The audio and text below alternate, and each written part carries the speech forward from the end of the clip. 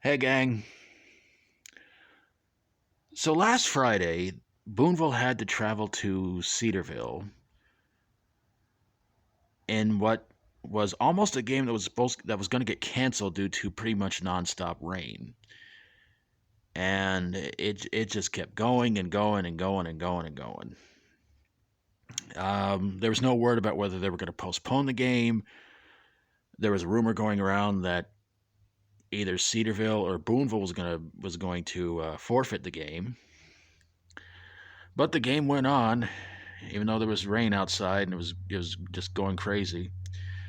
And Booneville wound up winning it 13-0. No word on if they played a full game, a half game, one quarter, what they did. But yeah, Booneville wound up winning it. But they are not conference champions because, well, they lost to Charleston, which is still such a darn shame. I don't care. Um, so they played in the rain, beat Cedarville, and this past Friday they had a home game against the Junction City Dragons, which I'll be honest with you, that's a very cool team name. I like that name. Unfortunately, the Bearcats ate the Dragons. They beat Junction City 42-14. And it was another game that should have been called off due to rain, but it it it just kept going. The rain hit sometime around 5:30, and I'm getting ready to go to the library, uh, and it's coming down pretty good. And I actually left the house around 6 o'clock after I messaged my wonderful, beautiful wife Sarah.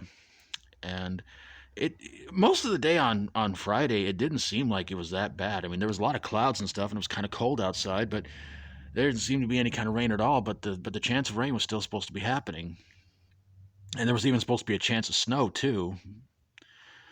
Mostly all that happened was just rain and freezing rain, and that was pretty much about it. I had no idea if any snow actually hit or not, but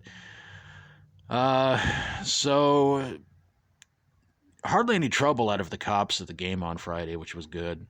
But I'll be honest with you, every time somebody walked up behind me when I was standing at the stands, I thought for sure somebody's going to tap me on the shoulder. There's going to be a cop, and the cop was going to sit there and say something about this trench coat I was wearing, but no. And I'll tell you, gang, in all honesty, the truth, the crowd on both sides was very, very minimal.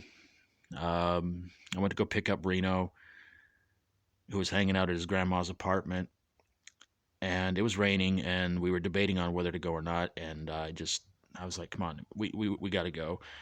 And we get up there, and just shortly before we got up to the field, the rain stopped, which was just right after 8 o'clock. And I'll tell you something, gang. Looking at the all the cars that were there, there wasn't that many cars. There was not that many cards. Did I say cards or cars? Vehicles. I'll put it there. Vehicles. Usually by where the stands are at. There were hardly any vehicles in the field area where people usually go sit at two, across from the stadium. The parking lot area by the band room and up by the high school, pretty packed. But all in all, not a lot of people there. There was this very nice looking bus that was there. We couldn't quite tell if it was the Junction City bus or not, but it was very nice. And I really wish I could have gotten pictures of it and did a video, but that rain kept going in, going out, going in, going out most of the night we were there. And if I were to guess how many people from Booneville were there, I would probably say maybe not even 100 people were there cheering them on. And the Junction City side, I don't know, maybe 20 or 30. It didn't. It really. It was not a packed house on either side.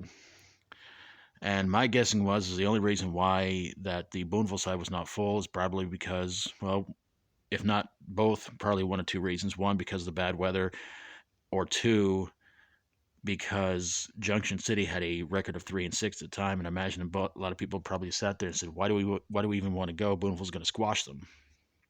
And that's pretty much what happened because, if I didn't mention before, Booneville beat Junction City 42-14. As far as anything weird happening there, a lot of weird names. I'll say that much. In fact, there's this woman who called her daughter, who was in the next, who was in the where the band used to sit at, probably not even 10 feet away. Gets on her phone and says, "I can see you sitting over there. Get me a blanket." And I'm like, "Get off your lazy butt. Walk over there and talk to her." But it's like, my God, really? Seriously? You're going to call your daughters like maybe 10, 15 feet away from you? People just getting lazier around here, I'm telling you. Um, Apparently there was a fight between the players. So, yeah. And it was nonsense that I'm being told, I can't walk back and forth between both sides, but yet there's kids running around, a couple of kids playing football. One kid was riding around on roller skates. There's just lots of kids running around, stuff like that. There was no halftime show because neither bands on either sides I should say showed up. So it was like 20 minutes of just basically standing around doing nothing. And that guy who I mentioned before runs up and down the bottom part of the stands. Well, he and Reno had a little talk about what was happening, and he actually said that he loves to run down to the one end where the band is on the other side, and he says he likes to get them started up. And then right after the game, he gave Reno a what they call a bro hug. So yeah, weird game. Anyway, this might be my last game I'm going to talk to you guys about before the season is over with, because as far as I know, there will be no more home games.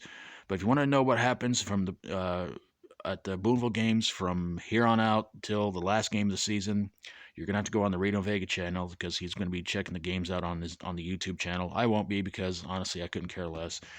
But yeah, till we get to the final game and the Bearcats lose the state championship, I'll give you guys a recap what happens throughout the year.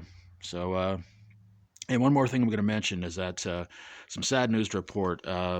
This past week, a kid at the a high school kid apparently, took his own life.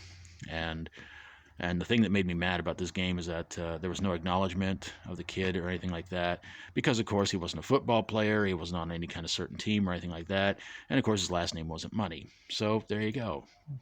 So unfortunately, another unfortunate thing happened at the high school, and nobody did a doggone thing about it. What a surprise, huh? So yeah, but to kind of lighten up the mood a little bit before I get on out of here, if Booneville is the Booneville Bearcats may be taking on this Friday a team from a town called Smackover.